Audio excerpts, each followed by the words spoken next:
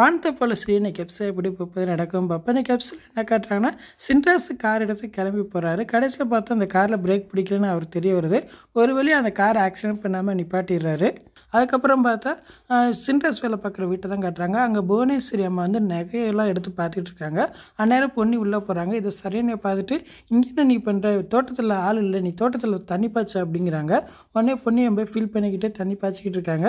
என் தோட்டத்தில் 10-15 பேர் வேலை பார்ப்பாங்க, நான் தோட்டத்தில் இப்போ வேலை பார்க்க வேண்டியதாக இருக்கேச்சே, இல்லை நேரங்காலம் அப்படின்னு சொல்லி புலம்பிக்கிட்டே வேலை பார்த்துட்டு இருக்காங்க. அதுக்கப்புறம் பார்த்தா அந்த வீட்டு சின்ன மருமக திவ்யா பார்க்குறக்கா அவங்க அண்ணன் வர்றாரு. அவங்க அண்ணன் வந்து அவர் பிரச்சனை சொல்கிறாரு.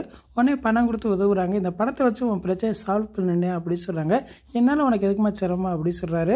அதெல்லாம் நான் பார்த்துக்கிட்டேன், இப்போ வந்து பணத்தை எடுத்துகிட்டு போகிறேன்னு சொல்லி பணத்தை கொடுத்து அனுப்பி வைக்கிறாரு.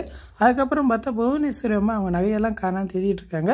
இங்கே நான் ஒரு வைர நெக்லஸ் பார்த்து நீ பார்த்தியா திவ்யா அப்படின்னு சொல்கிறாங்க.